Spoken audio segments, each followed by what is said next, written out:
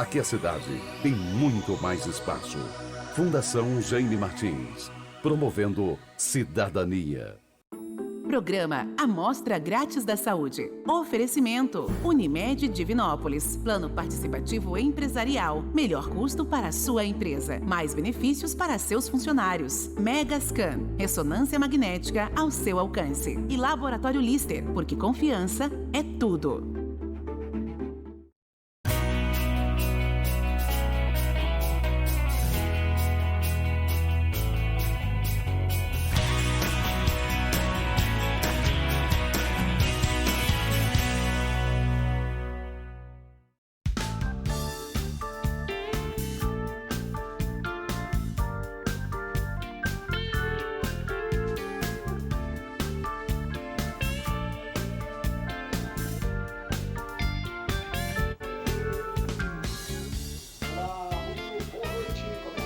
Pela TV Candidez, Canal 13, o Amostra Grátis, o programa que é apresentado ao vivo toda terça-feira, sempre a partir de 9 da noite, dentro da proposta da TV Candidez, prestação de serviço. Você já sabe que toda terça nós estamos ao vivo trazendo temas relevantes, importantes ligados à questão da saúde para o público que nos acompanha. Você acompanha na terça ao vivo e a nossa reprise é no sábado, a partir de 1 da tarde. Nesta terça-feira, que é a última terça-feira de março, hoje é dia 26. Nós já estamos no outono, temperatura já caiu um pouco em relação às últimas 2 semanas. Quem anda na rua já sente isso. Não temos mais aquela onda forte de calor. E a partir de agora, é claro, com essa mudança de estação, teremos dias mais amenos. Pelo menos essa é a promessa. Sem perda de tempo, eu vou apresentar agora meu entrevistado dessa noite. Com muito prazer, eu recebo no estúdio da TV Candidez para falar de um tema importante e atual deste momento, que é a questão da dengue. Eu recebo o conceituado médico infectologista, Dr. Lécio Vasconcelos. Boa noite, Dr. Lécio. Prazer recebê-lo aqui ao vivo, no estúdio da TV Candidez, no estúdio do programa Amostra Grátis da Saúde. Boa noite, Samuel. Boa noite a todos. É um prazer estar aqui novamente com vocês. E eu quero aqui agradecer a sua presença em nome da direção do Sistema MPA de Comunicação, porque nós estamos vivendo um momento realmente muito crítico, que é com relação a essa questão da dengue, já há algumas semanas, e o Dr. Lécio se prontificou a vir aqui no estúdio para dar aqui e passar a sua experiência de hospital, experiência de consultório, dentro desse tema da questão da dengue. Eu tenho certeza que quem está me assistindo agora, é quase impossível que não conheça alguém ou que não tenha alguém da família que não tenha um caso de dengue registrado. E a sensação que eu estou tendo e outras pessoas também estão tendo, doutor Lécio, é que parece que a dengue está chegando mais forte, mais veroz. Tem sentido isso que eu estou dizendo? E por que seria isso? Com certeza. Nossa série histórica, desde 2010, que começaram as primeiras epidemias, esse ano de 2024, ele está superando todos os outros anos. Essa epidemia desse ano realmente é a epidemia mais importante dos últimos 15 anos, desde quando iniciou-se a dengue, né, de uma forma mais importante no Brasil. E na sua experiência, que é um médico já que está completando 3 décadas já na atuação da medicina, a que se deve isso? Nós temos 4 subtipos de vírus, o vírus 1, 2, 3 e 4. Nas outras epidemias circulavam um tipo preferencialmente, tipo 1, na outra tipo 2. Nessa epidemia, em Minas Gerais, especificamente, está circulando os 4 subtipos simultaneamente. Então, quem já teve dengue tipo 1 está protegido para dengue tipo 1, mas não está protegido para dengue tipo 2, 3 e 4. Né? Com isso, fica com muita possibilidade de adquirir quando esses 4 vírus estão circulando simultaneamente.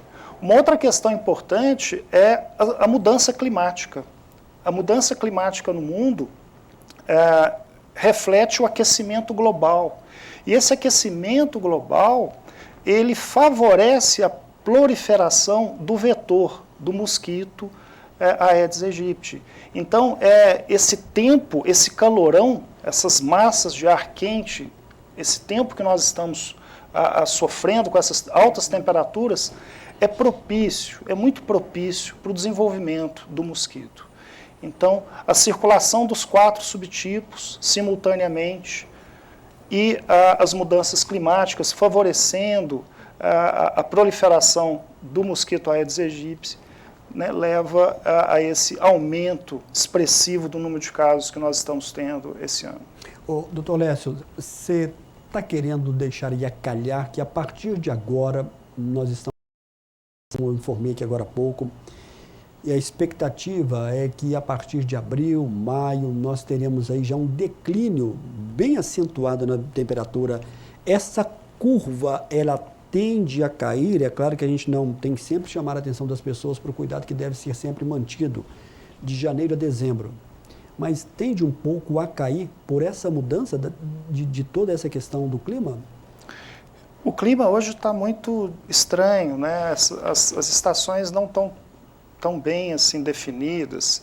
Então, a questão é que está chovendo e isso propicia né, o mosquito procriar e né, é uma questão que a gente torce para que isso seja verdade, que nas próximas semanas a epidemia se controle mais.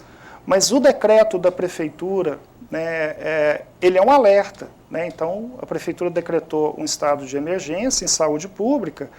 O que a prefeitura está dizendo para a gente é que a situação está complicada ainda. Né? Então, assim, alguns dados mostram uma queda nas 2 últimas semanas, mas tem muitas informações que ainda não foram computadas, né? Mas a situação ainda está crítica. Bom, o Dr. Lécio é um médico bastante experiente e ele vai trazer aqui agora como é que está a situação dos dados. Quantos registros de dengue nós temos hoje aqui em Divinópolis? Se não me foge a memória, eu recebi as informações hoje da prefeitura, nós estamos com quase 4 mil casos confirmados em Divinópolis, né?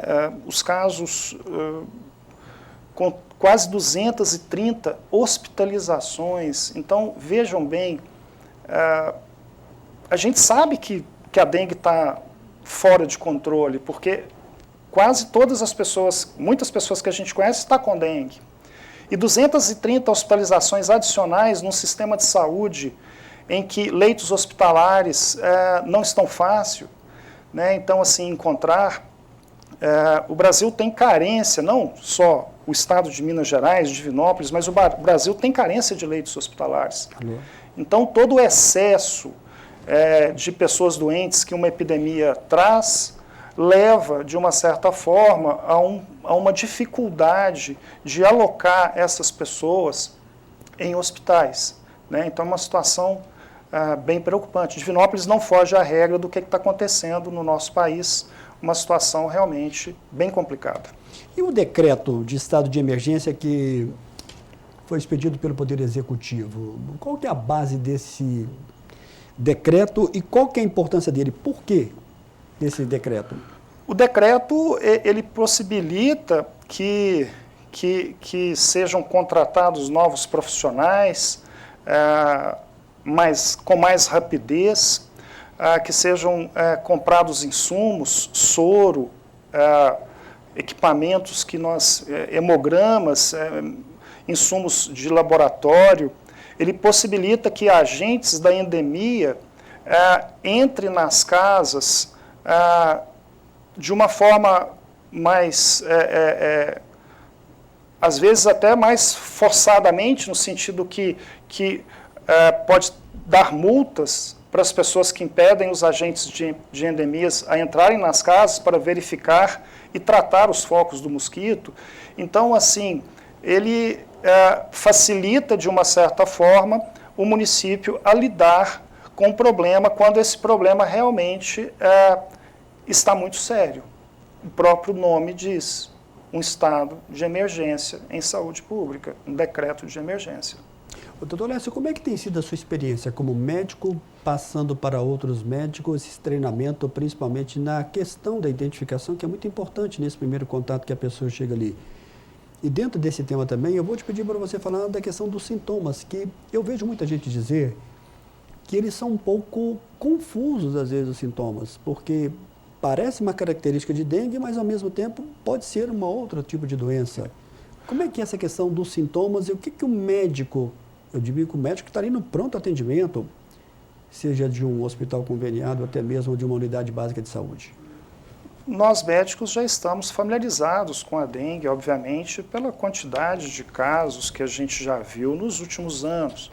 Então, a dengue leva a um quadro de febre, um quadro de dor no corpo importante, dor no olho, náusea, dor de cabeça, manchinhas no corpo, um exantema. Então, não é difícil identificar um paciente com dengue. A questão principal que os médicos, que os treinamentos que nós fazemos nos hospitais, é que os médicos identifiquem os sinais de alarme. Então, a pessoa, quando está com dengue, se ela tem uma dor abdominal muito forte, se ela está vomitando de uma forma muito frequente, se quando a gente vai apalpar a barriga, a gente vê que o fígado está doloroso, quando o paciente está com sangramento de mucosa, um sangramento na boca, um sangramento no nariz, por exemplo, quando o exame de sangue, especialmente o hematócrito, está elevado, esse paciente tem um sinal de alarme e isso denota uma necessidade de internação hospitalar. O que nós queremos saber é qual o paciente que dá para ser tratado em casa, com sais de reidratação oral, fazer hidratação em casa, e quais os pacientes que devem ser internados. Essa é a questão principal dos treinamentos para o corpo clínico, para que a gente possa saber diferenciar os casos mais graves. E quando procurar uma ajuda médica, a partir de que sintomas a pessoa deve procurar uma ajuda? E eu queria que dentro dessa pergunta você também falasse sobre a questão da hidratação. Todos os médicos que passam aqui, seus colegas médicos, eles falam que a hidratação ela é importante, seja em qualquer situação, ela é necessária. Mas em se tratando de uma possibilidade de dengue, essa atenção ela deve ser redobrada? Com certeza. Toda pessoa com dengue deve procurar um atendimento médico. Porque o atendimento médico que vai fazer a classificação de risco desse paciente. Se o paciente tiver um fator especial, uma condição especial, se ele tiver acima de 65 anos, se ele tiver abaixo de 2 anos, se for gestante, e se tiver comorbidades, se tiver um diabetes, se tiver uma pressão arterial mais alta, uma doença hematológica, um câncer, um HIV, essa pessoa precisa de ser submetida a um exame de sangue. Ela já é classificada como uma pessoa de um risco maior. E esse médico também vai ver se tem os sinais de alarme e sinais de gravidade. Essa classificação é fundamental e todas as pessoas precisam de procurar um serviço médico, tanto de um posto de saúde, como um consultório, um hospital, para que seja classificado adequadamente. A hidratação na dengue, ela é a pedra fundamental do tratamento. Da mesma forma que uma pneumonia bacteriana é tratada com um antibiótico, que uma infecção de urina é tratada com um antibiótico, a dengue é tratada com a hidratação. Só que uma hidratação numa quantidade, num volume bem maior do que o habitual que a gente está acostumado a dizer para o nosso paciente. Você vai tomar aí 2 litros de líquido por dia. Na dengue, não. Na dengue, nós vamos calcular 60 ml por quilo, por exemplo, de líquidos. Se uma pessoa de 60 quilos, ela vai precisar de tomar 3,5 litros, né, 3 litros e 600 ml de líquido por dia. 1/3 de sais de reidratação oral, 1.200 ml de sais de reidratação oral. Não é o soro caseiro, é aquele do envelopinho que a gente dilui em 1 litro d'água e vai tomando. E os outros 2/3, os outros 2 litros e 400, ele vai tomar em água, suco, água de coco, soro caseiro. Então, a hidratação é o antídoto para que a pessoa recupere, né? Então, o tratamento da dengue principal não é a dipirona, não é o antialérgico. Isso é necessário, são sintomáticos. O tratamento da dengue é a hidratação. Então, a pessoa começou a ter sinais de dengue, inicia uma hidratação vigorosa e procura uma unidade de saúde para ser classificado adequadamente. Doutor, eu estou recebendo já aqui algumas primeiras perguntas. Olá, Samuel, aqui é Ana Carolina, moro no bairro Niterói, parabéns pelo programa. Gostaria que o médico falasse sobre a questão de quantos dias é o correto a dengue estar instalada. Parabéns pelo tema de hoje. Ela usou que o termo estar instalada, eu acredito que é o período de doença, né? O período de doença. A dengue, ela normalmente evolui em 7 dias, né? No 5º dia, é o dia principal da dengue. O 5º dia, no momento que a febre começa a baixar, porque a dengue inicia com uma febre bem alta, nos casos de dengue clássica, e nos casos que podem se agravar, mas quando chega no 5º dia, no momento que a febre começa a baixar, que a gente fala de defervescência, na fase de defervescência da febre, é o período crítico da dengue. A gente tem a impressão que a febre abaixando, que a gente está melhorando, mas pode ser o contrário. Então, nós recomendamos que todas as pessoas com dengue retornem ao serviço médico, ao posto de saúde, ao hospital, aos consultórios médicos, no 5º dia de doença, para ser reavaliado pelo médico, porque no 5º dia é o dia crítico, digamos assim, em que pode ocorrer sinais e sintomas de gravidade. Então, só para responder aqui, Ana Carolina, esse tempo então da dengue ele pode variar de pessoa para pessoa, mas em média vai ser uma semana. Em média, 7 dias. Bacana. Com muito prazer, a gente está recebendo hoje o médico infectologista Lécio Vasconcelos. Nós vamos para o nosso primeiro e breve intervalo. Você pode continuar participando do programa. Daqui a pouco a gente volta na sequência do programa de hoje.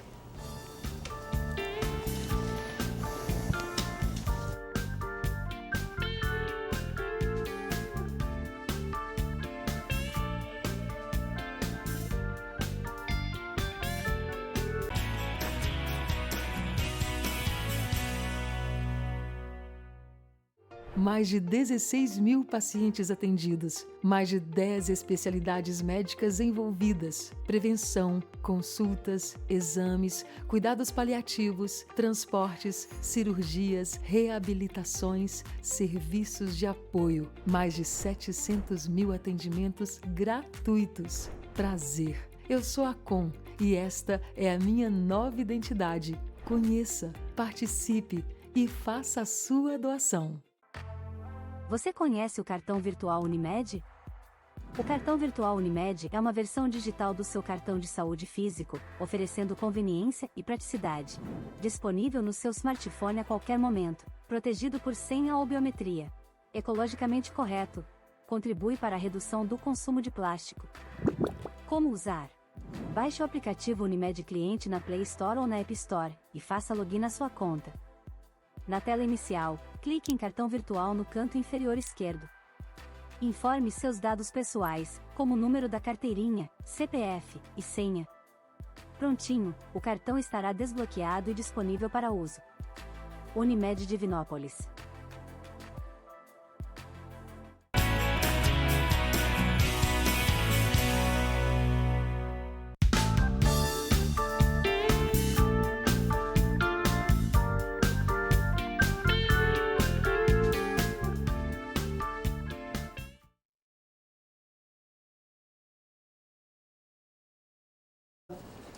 Lembrando para você que nós teremos na próxima terça-feira, vai ser a primeira terça-feira de abril, a presença do Ramon de Assis. Daqui a pouquinho a gente vai colocar uma foto dele, mas antes deixa eu falar do médico Gustavo Soares.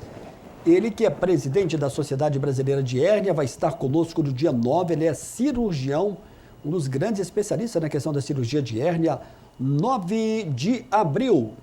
Ele esteve agora participando de um encontro pela Sociedade Brasileira de Hérnia em Colorado, nos Estados Unidos, gravou um curto e objetivo vídeo e ele coloca pra gente. Gustavo Soares, presidente da SBH e cirurgião em Divinópolis. Estou aqui em Denver, Colorado, para a reunião do QC, que é o database da Sociedade Americana para dados de hérnia, que agora, uma ótima notícia, o Brasil é mais um membro.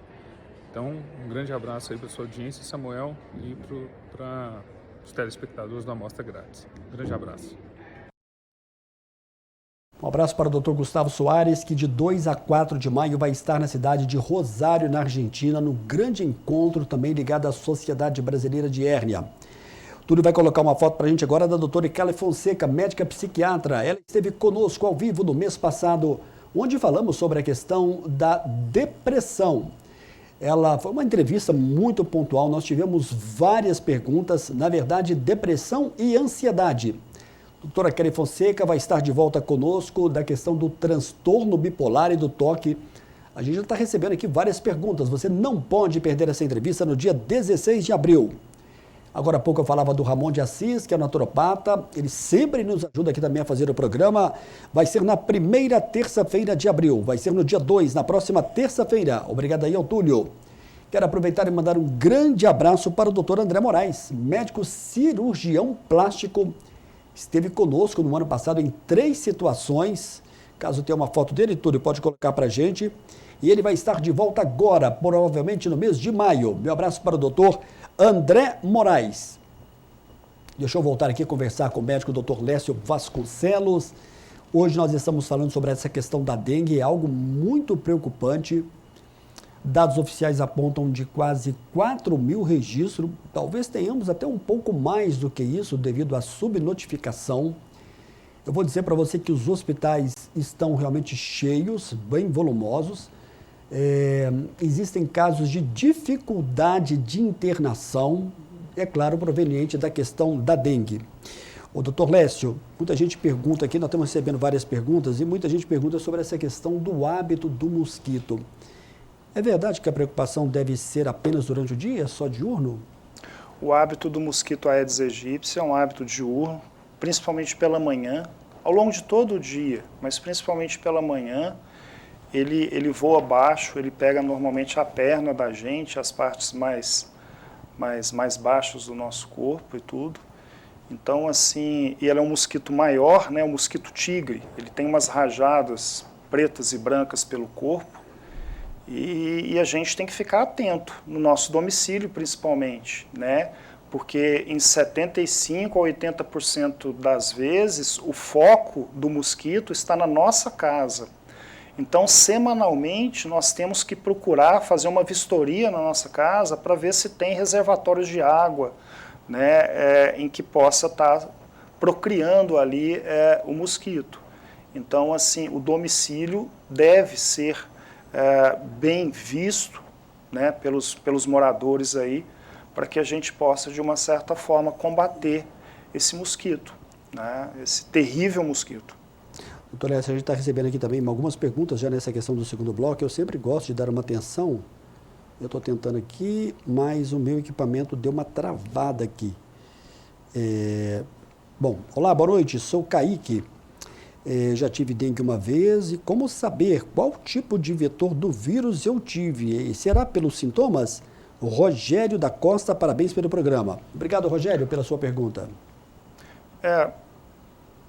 Então, a gente tem 4 tipos de vírus da dengue, vírus tipo 1, 2, 3 e 4, mas assim, não fazemos exames rotineiramente para saber qual tipo do vírus que a gente está tendo. Isso é a FUNED, é um laboratório oficial do estado de Minas Gerais que faz esse sequenciamento genético para saber qual o tipo que está circulando. Isso é mais por uma questão epidemiológica, para o estado montar as estratégias de combate a isso, né? De qualquer forma, o mosquito, como a gente estava falando, o mosquito Aedes aegypti, ele pode transmitir a dengue, mas pode transmitir o chikungunya, o zika vírus e a febre amarela.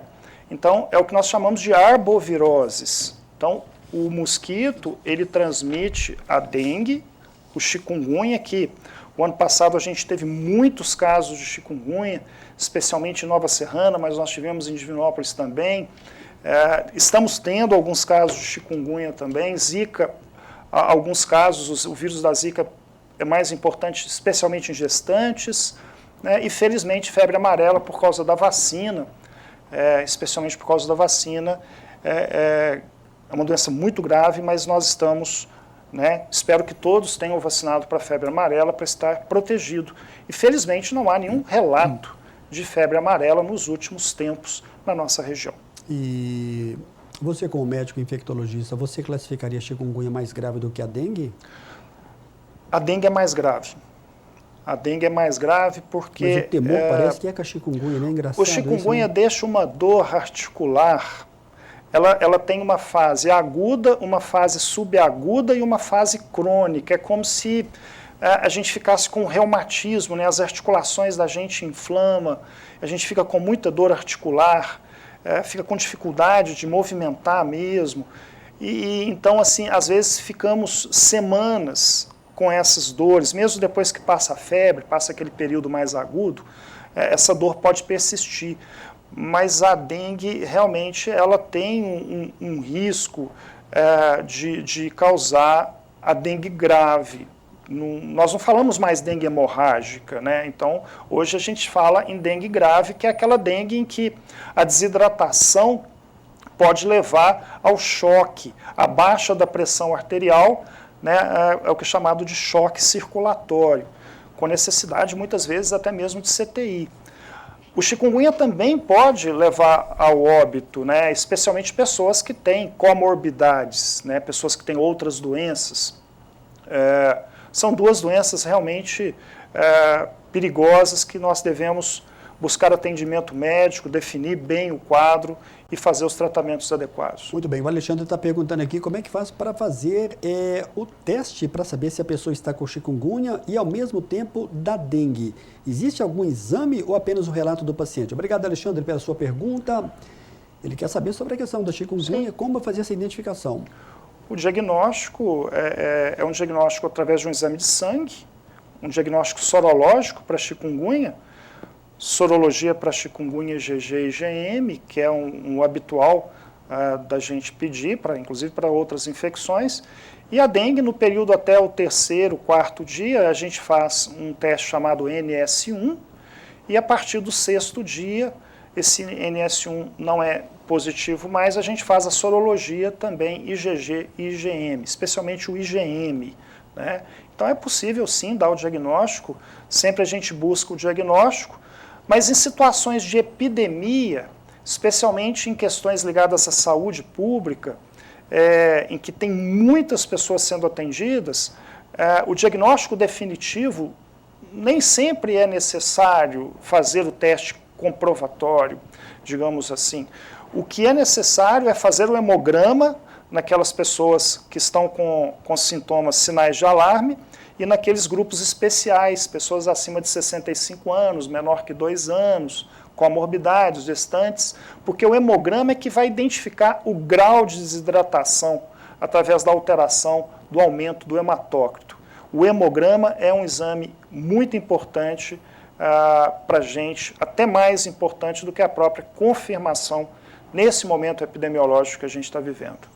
O Dr. Lécio, a Zenaide está perguntando aqui sobre a questão quais são as principais comorbidades advindas da dengue. Na realidade, quando a gente fala em comorbidades, a gente está falando em pessoas que têm outras doenças que podem evoluir mais grave. Pacientes com diabetes que não se controlam bem, pacientes com insuficiência cardíaca, pacientes com doença pulmonar obstrutiva crônica, DPOC, doenças hematológicas, essas são as comorbidades. Mas em relação às complicações da dengue, se é o que eu entendi da pergunta dela, a dengue tem uma série de complicações, mas a complicação principal é o choque circulatório. É quando então a pessoa evolui com muita gravidade e tem um choque, né? A pressão arterial cai abaixo de 80, 90 milímetros de Hg, quando a gente pega o aparelho de pressão e vai medir, e essa pessoa então está em risco iminente de vida. Ela precisa de ser transferida, inclusive, até mesmo para uma sala vermelha, para um local de observação mais rigoroso, até mesmo para um CTI. Né? Então, a questão principal da dengue é aquele caso da dengue grave que evolui com choque circulatório. Mas a gente também tem hepatite, a dengue pode levar a uma hepatite, a dengue pode levar a uma meningite, a dengue pode levar a uma miocardite, uma inflamação do coração. Existem várias complicações também decorrentes de um quadro de dengue. É tão engraçado você dizer isso, porque essa sua resposta final, eu acho que é o que a telespectadora quis saber. E é claro que a gente vê muitos casos de dengue, você já deve ter tido dengue, eu já tive, e a gente sai, digamos, tranquilo, vida normal. Quando você fala dessa questão de algumas complicações, vou colocar dessa forma, que a pessoa pode ter com a dengue, está inserido aí também já de outras comorbidades que a pessoa também já teve, que agrava essa situação? Pode acontecer isso também? As comorbidades, elas... Por exemplo, a pessoa que já tem um diabetes muito elevado, importante, talvez uma pressão arterial completamente desregulada. Isso. E outras mais. Vem a dengue, pode gerar mais complicação depois da dengue? A dengue, ela leva a quadros mais graves e ao óbito, especialmente em idosos, em pessoas acima de 60 anos. 60, 70, 80 anos. Não que os jovens também não possam morrer de dengue, se não forem hidratados adequadamente, se não procurar o tratamento adequado, também podem. Mas as pessoas mais idosas, elas têm outras doenças. Né? Então ela tem uma insuficiência cardíaca, ela já teve já fez uma cirurgia de revascularização miocárdica, já teve um infarto, e ela toma anticoagulante. Esse anticoagulante aumenta o risco de sangramento, e a dengue pode levar a uma baixa de plaquetas, né? E essa baixa de plaquetas associada às medicações que essas pessoas muitas vezes utilizam, pode favorecer, aumentar o risco de sangramento. O diabetes, a gente sabe que quando ocorre qualquer estresse, e a doença é um estresse, a dengue é um estresse muito grande para o organismo da pessoa, esse diabetes pode descompensar, essa glicose que antes estava boa, ela pode subir muito, e com isso causar as complicações tanto da dengue quanto também desse diabetes descompensado. Então essas pessoas mais idosas, com mais comorbidades, que tomam muitos medicamentos, por exemplo, que a gente chama de polifarmácia, elas realmente têm um risco maior de desenvolver dengue grave e evoluir para óbito se não tratadas adequadamente. Quais são os pacientes de maior risco? A pessoa que está perguntando que não quis se identificar, você acabou de mencionar aí agora. Os sinais de alarme de gravidade da dengue, o que a pessoa deve ter? Você já falou um pouco sobre isso no primeiro bloco. Que atenção que o paciente deve ter com relação a essa questão? Os grupos especiais, só voltando, são pessoas acima de 65 anos, crianças menores que 2 anos, gestantes e pessoas com outras doenças, comorbidades. Esses grupos, eles já entram num critério de classificação do grupo B. Grupo A é dengue mais leve, grupo B é uma dengue que precisa de fazer um hemograma, que o paciente precisa de ficar um pouco em observação, o grupo C precisa de internar e o grupo D é uma dengue grave, que precisa de ir para o CTI. Né? Os sinais de alarme é aqueles sinais que a pessoa está com dengue e não está melhorando, a coisa não está andando bem, ele começa a sentir uma dor de barriga importante, começa a vomitar, e o tratamento da dengue é o soro. Se a pessoa está vomitando, como que ela vai tomar o soro? Denota a necessidade de uma hidratação venosa dentro de um ambiente hospitalar ou de uma unidade de hidratação, por exemplo. Né? O próprio sangramento de mucosa, quando a gente faz o hemograma, esse hematócrito está alto, denota de uma certa forma um sinal de alarme. Quando a pessoa começa a ficar meio lerda, ou às vezes muito irritada, com o sistema neurológico, né, o sistema alterado, isso também é um sinal de alarme. Os idosos variam muito, né, dessas manifestações neurológicas. Então, os sinais de alarme denotam a necessidade de internação. Nem é uma necessidade de observação, é uma necessidade de internação hospitalar ficando no mínimo 48 horas no hospital, hidratando em observação rigorosa. O doutor Lécio, tem muito mito sobre a questão do mosquito, se ele voa até que altura, se ele atua mais na parte da manhã. Você já falou sobre isso um pouquinho. Olá, Samuel, boa noite, parabéns pelo programa. Aqui é a Maria José, estou acompanhando e sempre gosto de ver o Almoça Grátis à Saúde. Doutor Lécio, teria condições de responder se é verdade que o mosquito voa só até 1 metro de altura e é só na parte da manhã que é o grande perigo? Maria José, obrigado pela sua pergunta. O médico Lécio Vasconcelos falou um pouco sobre isso no primeiro bloco, mas ele vai te responder agora também. Maria José, o mosquito, assim, ele voa mais alto, né? Ele voa mais alto, mas, assim, ele costuma, o voo dele costuma ser mais até 1 metro, mas ele consegue, sim, voar até mais do que isso, de uma certa forma, né? Então, ficar bem atento em relação a isso. Usar o repelente, né? Checar o ambiente do domicílio para ver se não tem os focos do mosquito, as águas empoçadas ali, né? Mas esse mosquito é danado.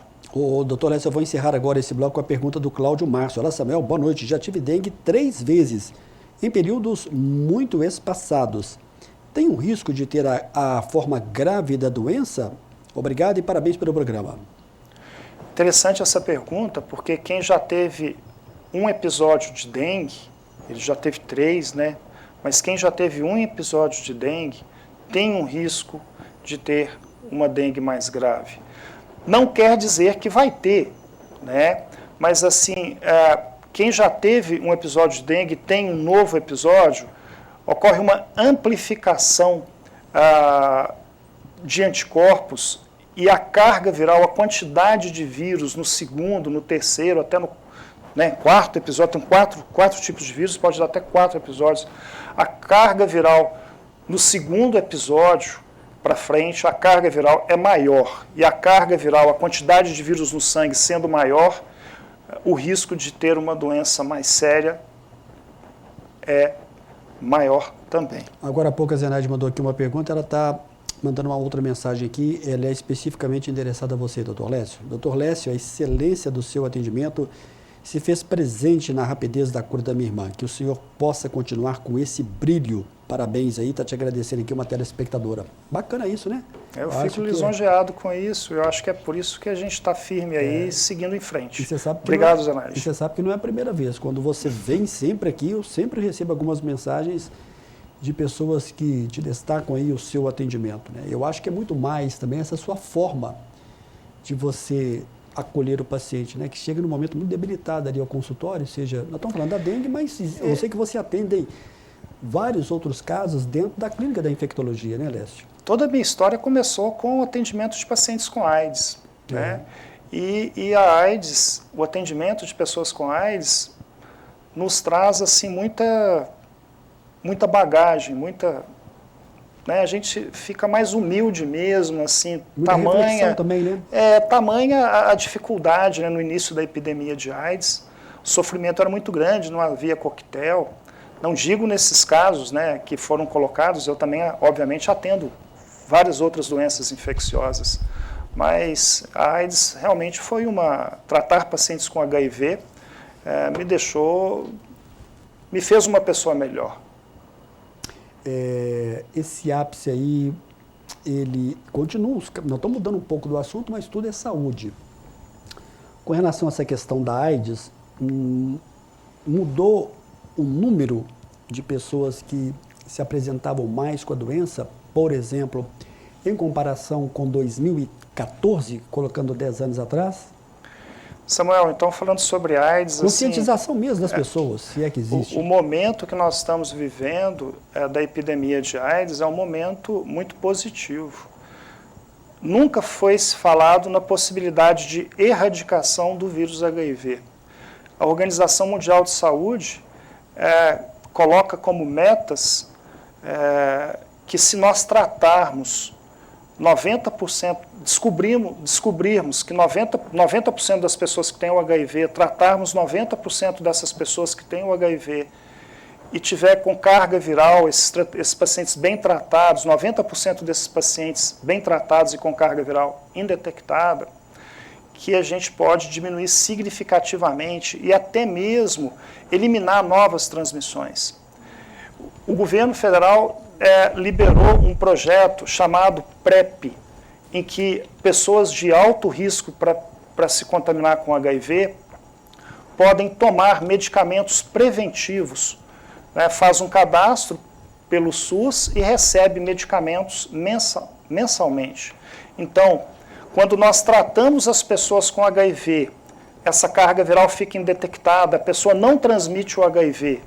Quem tem carga viral indetectada não transmite o HIV. E quando a gente dá PrEP para aquelas pessoas de maior risco de contaminar, nós diminuímos a incidência de transmissão e podemos sim chegar a um momento de eliminação desse vírus em muitos lugares do nosso planeta. Então, isso é uma questão inimaginável até algum tempo atrás, mas isso são boas notícias. Claro que as pessoas têm que ficar atentas, devem se prevenir, usar preservativo, se cuidar, sexo seguro e tudo, mas o momento que nós estamos vivendo é um momento positivo. Você, como médico infectologista, talvez um dos mais experientes aqui de Divinópolis da região, você acredita na erradicação da doença? Erradicação? Nós médicos somos um pouco céticos, né, porque a gente trabalha com pessoas doentes e tudo, né, mas assim, o plano da Organização Mundial de Saúde de identificar todas as pessoas que estão com HIV, pelo menos 90%, de tratar essas pessoas adequadamente. Quando a gente trata adequadamente uma pessoa com HIV, ela não transmite o HIV. Então, essa é uma das medidas mais importantes preventivas que existe. E quando a gente seleciona o público de maior risco de contaminação e oferece PrEP, profilaxia pré-exposição a ele, o governo está liberando a PrEP agora de uma forma mais importante, o que nós esperamos é uma baixa das taxas de transmissão e podemos chegar, sim, a uma possibilidade de erradicação dessa doença. Tudo passa pela questão do comportamento. Tudo passa pela questão do comportamento, pela adesão ao tratamento, por se fazer o teste de HIV naquelas pessoas que se expõem, especialmente de relações sexual sem proteção, de buscar PrEP, né? Essa mudança de comportamento, essa segurança, pode sim levar a uma queda da incidência de transmissão e, quem sabe, daqui a alguns anos, algumas décadas, a erradicação. É difícil falar erradicação. Erradicação é uma coisa que soa meio utópica, mas é possível. Lécio, você está falando em PrEP, que é o nome? PrEP. Eu vou te fazer uma pergunta de leigo. Eu acho que muita gente quer saber. O que é o PrEP, você explicou agora há pouco? É um líquido, é um soro, é um xarope? E eu já vou te emendar uma outra pergunta. Isso está disponível no serviço público? Por exemplo, se alguém chegar lá amanhã e querer o PrEP, ele pode comprar isso? E como é que é? Vai tomar todos os dias? Como se fosse um remédio de proteção, seria isso? O PrEP é uma parte dos antirretrovirais que a gente usa para tratar o HIV. É entrecitabina, um medicamento que se trata o HIV, e o dolutegravir, né? A entrecitabina, e o tenofovir. São 2 medicamentos, né? 2 em 1, que a pessoa toma um comprimido por dia, né? Então, todos os dias ela toma aquele um comprimido para evitar a transmissão. O Ministério da Saúde fornece esse medicamento universalmente para qualquer pessoa. A pessoa não precisa de pagar para poder ter esse medicamento. Se ela tiver fatores de risco que aumentam a possibilidade de aquisição do HIV, ela entra facilmente no programa, né? Então, esse medicamento está disponível aqui em Divinópolis, no SAI, por exemplo, né, de uma forma relativamente simples de se conseguir. A política do Ministério da Saúde é facilitar o acesso ao PrEP. Todas as pessoas que estão em risco de se contaminar pelo HIV têm acesso ao PrEP, né? E a porta de entrada são os consultórios médicos, especialistas, de infectologistas, mas principalmente também o serviço de atendimento especializado, o SAI, né, aqui de Divinópolis, onde concentra-se a farmácia, todo o serviço especial de atendimento às pessoas com HIV. Ô, doutor Lécio, daria só um outro programa para a gente falar da questão não só da AIDS, mas das DST, você concorda comigo? Assunto extremamente importante. Importantíssimo. Né? E eu fico imaginando você, no começo da sua carreira, como médico infectologista aqui da Divinópolis, onde você já deixou claro aqui um pouco que você se deparou com muitos casos, casos assustadores, porque ali está o Lécio, que é médico, mas está o Lécio, que é humano também, né? E acaba que, assim como o psiquiatra também às vezes sente aquela carga que vem em cima dele, eu acho que você também já deixou transparecer que você sentiu isso. E de 93, 94, 95, logo no início da sua carreira como médico infectologista, você vendo hoje, é claro que naquele tempo parece que a AIDS tinha um sinônimo de morte. Hoje, o seu paciente, eu acredito que você tenha pacientes hoje que são portadores do vírus HIV. Você consegue ver neles uma qualidade de vida dentro do aceitável e assim, sem aquela perspectiva que eu vou morrer ano que vem? A infecção pelo HIV hoje é uma doença crônica tratável. Da mesma forma que o diabetes, existe um tratamento, a hipertensão arterial, existe um tratamento em que a pessoa tem que tomar os medicamentos todos os dias e se fizer o tratamento corretamente tem uma expectativa de vida muito boa, a pessoa com HIV também. Então, assim, a perspectiva hoje de vida de uma pessoa com HIV é muito próxima ou possivelmente a mesma de uma pessoa que não tivesse. Ele vai viver provavelmente o mesmo tempo que ele viveria se não tivesse o HIV. Por que provavelmente? Porque os estudos, eles ainda estão observando esses pacientes. O HIV ele começou na década de 80, estourou na década de 90. Então, assim, tem pacientes meus que têm o HIV há mais de 30 anos e estão muito bem, trabalhando, tendo uma vida normal. Então, hoje, pessoas com HIV é a vida que segue.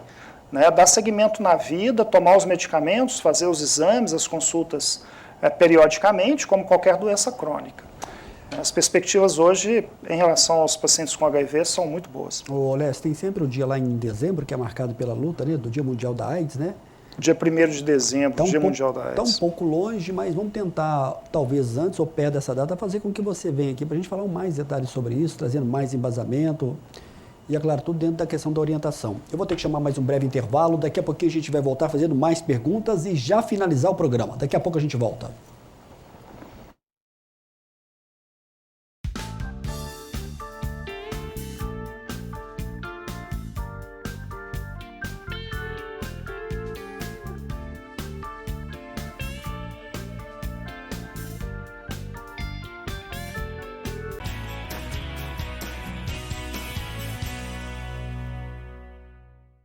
Mais de 16 mil pacientes atendidos, mais de 10 especialidades médicas envolvidas, prevenção, consultas, exames, cuidados paliativos, transportes, cirurgias, reabilitações, serviços de apoio, mais de 700 mil atendimentos gratuitos. Prazer! Eu sou a Com e esta é a minha nova identidade. Conheça, participe e faça a sua doação. Você conhece o cartão virtual Unimed? O cartão virtual Unimed é uma versão digital do seu cartão de saúde físico, oferecendo conveniência e praticidade. Disponível no seu smartphone a qualquer momento, protegido por senha ou biometria. Ecologicamente correto. Contribui para a redução do consumo de plástico. Como usar? Baixe o aplicativo Unimed Cliente na Play Store ou na App Store e faça login na sua conta. Na tela inicial, clique em cartão virtual no canto inferior esquerdo. Informe seus dados pessoais, como o número da carteirinha, CPF e senha. Prontinho, o cartão estará desbloqueado e disponível para uso. Unimed Divinópolis.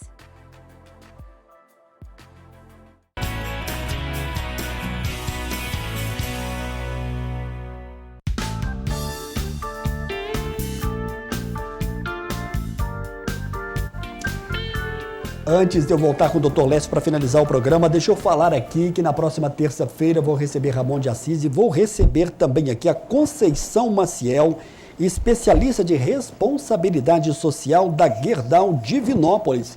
Quero mandar um abraço para toda a equipe da comunicação da Gerdau, um abraço para o Rafael Simas, um abraço para a Andréia Guimarães. Nós vamos falar da questão da reforma que transforma da Gerdau, que já beneficiou cerca de 4.000 pessoas em 2 anos de projeto. Você vê aí uma foto da reforma que transforma do quarto, pintura da fachada da casa que foi feito pelo voluntariado da Gerdau. 2 exemplos importantes, programas distintos com 2 ações em uma mesma casa aí no bairro São Vicente. O programa Reforma que Transforma, maior projeto social da história da Gerdau, tem por objetivo mudar a realidade da habitação de baixa renda do Brasil, por meio de reformas de moradias ao longo de 10 anos em diferentes regiões em que a companhia está presente. Em 2 anos, o projeto, cerca de 4.000 pessoas foram beneficiadas e mais de 1.200 reformas foram entregues no período de 2021 e 2023. Para 2024, os interessados em participar da ação devem fazer o seu cadastro pelo site www.reformaquetransforma.com.br. Na próxima terça-feira, portanto, a gente vai ter aqui um tempo de 10 a 15 minutos com a Conceição Maciel, especialista de responsabilidade social. Obrigado ao Túlio. Ô, doutor Lécio, a gente está recebendo aqui algumas perguntas e eu tenho que finalizar o programa daqui a pouco. Vamos ver se a gente consegue. Olá, Samuel, boa noite. Que tema bacana esse da dengue, hein? Tem que ser falado mesmo. Minha mãe tem insuficiência cardíaca, está com dengue, 72 anos. Quais são os riscos para essa pessoa? O doutor Lécio falou agora há pouco sobre isso. Obrigado aí, Cléria, pela sua mensagem.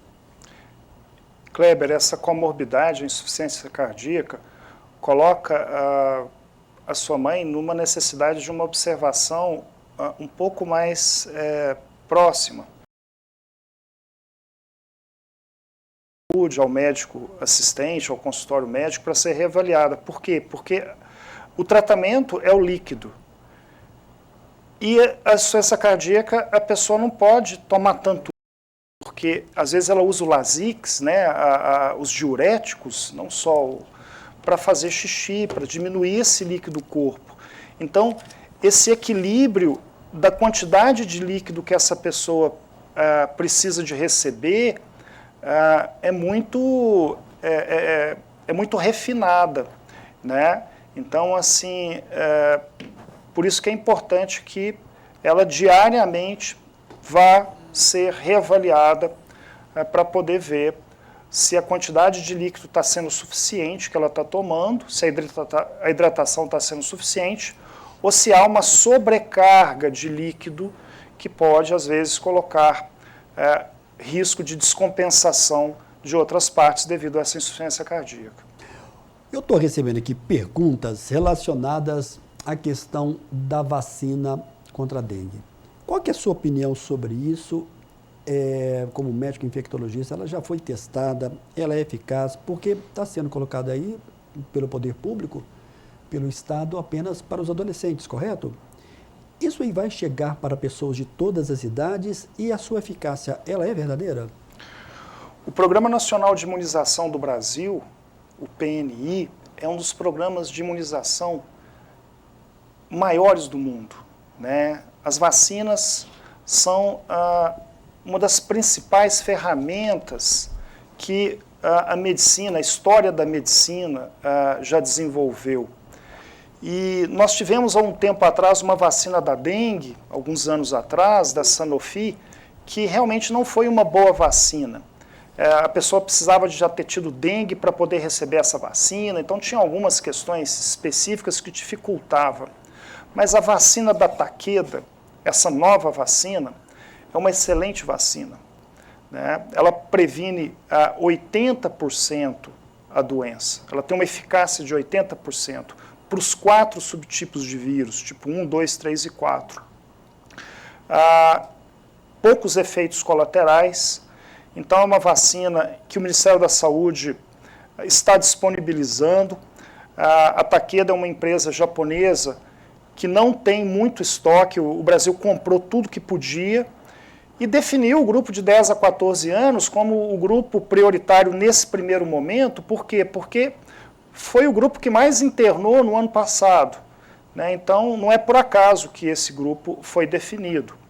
Mas como tinha pouca vacina, como tem pouca vacina nesse momento, apenas as cidades em que as incidências foram muito elevadas no ano passado, aqui em Minas Gerais, Belo Horizonte, Uberaba, é que foram, então, selecionadas para receber. Mas o Programa Nacional de Imunização do Ministério da Saúde vai comprar muita vacina e vai disponibilizar inicialmente para grupos específicos, mas eu tenho certeza que nós vamos ter essa vacina, não nesse ano. Essa epidemia nós vamos ter que cuidar realmente de fatores ligados à diminuição do reservatório do mosquito, mesmo em nossas casas. Mas a vacina vai chegar para valer, essa é a expectativa que nós infectologistas temos, e vai ser um grande mecanismo protetor individual para a população. Bacana. Dr. Lécio, você pode falar para a gente onde encontrar o PrEP aqui em Divinópolis? Eu estou respondendo aqui alguns clientes, alguns telespectadores pedindo para perguntar a você. Seria na Policlínica? O SAI não é na Policlínica mais, né? O SAI agora é ali na Rua do Contorno, naquela ruazinha que contorna ali a ferrovia. Tem uma sala toda especial lá. Isso, inclusive. é lá no SAI, no Centro de Distribuição de Tratamento de Pessoas com HIV, distribuições de medicamento, onde tem a farmácia especializada. É ali que tem o medicamento. As pessoas podem procurar os consultórios médicos privados e as pessoas que não têm acesso a convênios, a consultórios particulares, tem lá o SAI, que é um serviço da prefeitura que oferece esse atendimento para que a pessoa possa pegar o PrEP. O Ministério da Saúde quer desburocratizar o PrEP. Ele quer que o PrEP seja oferecido de uma forma simples para que a pessoa possa realmente, idealmente no primeiro dia que chega lá, já faça os testes necessários e se possível, já saia com o PrEP. Pode ser que nesse momento isso não seja possível, mas nós estamos caminhando para que o PrEP seja oferecido de uma forma bem simples para as pessoas que realmente precisam dele. Ele tem algum efeito colateral? Todo medicamento tem efeito colateral, desde uma dipirona, né, e tudo, mas os medicamentos de primeira linha, que nós chamamos, né, os coquetéis, os antirretrovirais de primeira linha, e o PrEP é de primeira linha, são medicamentos escolhidos, são medicamentos que têm menos efeitos colaterais de todos os medicamentos, que são muito eficazes e que têm menos efeitos colaterais. Podem ter? Pode, mas são medicamentos seguros. Doutor Lécio, muito obrigado pela sua presença hoje aqui, reforçando sobre a questão da importância dos cuidados, principalmente com relação à dengue. Eu já deixo aqui no ar aqui para você um convite para a gente voltar, marcar uma data bem confortável a você. Eu acho que a gente não precisa esperar até dezembro, a gente vai fazer o contato para a gente falar sobre essa questão da prevenção e dos cuidados que a pessoa deve ter com relação não só à AIDS, mas também a outras doenças sexualmente transmissíveis que são muito graves também, porque a gente fala da AIDS, que parece ser o carro-chefe, mas existem outras doenças também. Você concorda comigo também? Exatamente. As gonorreias, sífilis, as infecções sexualmente transmissíveis é meio que um tabu, está relacionado à sexualidade, relações sexuais. Hepatite também pode... Hepatite também pode transmitir, especialmente a hepatite B. Uhum. É um assunto que merece, sim, uma vinda aqui e a gente conversar sobre ele. Muito obrigado, viu, doutor Lécio, mais uma vez, que você continue obrigado a você, Samuel, com esse carisma com os pacientes e com essa prontidão, né, em falar para a imprensa aqui. Muito obrigado. Obrigado. Eu lembro a todos que a reprise do programa você vai acompanhar no sábado, a partir de 13h. Breve essa entrevista vai estar disponível também no nosso canal no YouTube. Para você, uma boa noite, até a próxima, se Deus quiser. Boa noite. Boa noite.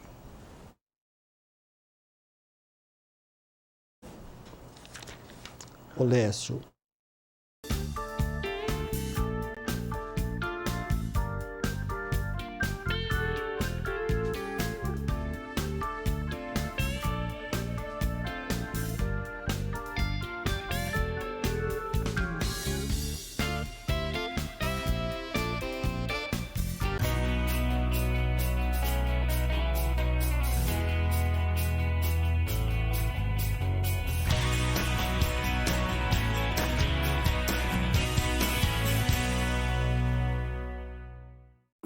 Programa Amostra Grátis da Saúde. Oferecimento Unimed Divinópolis. Plano participativo empresarial. Melhor custo para a sua empresa. Mais benefícios para seus funcionários. Megascan. Ressonância magnética ao seu alcance. E Laboratório Lister, porque confiança é tudo.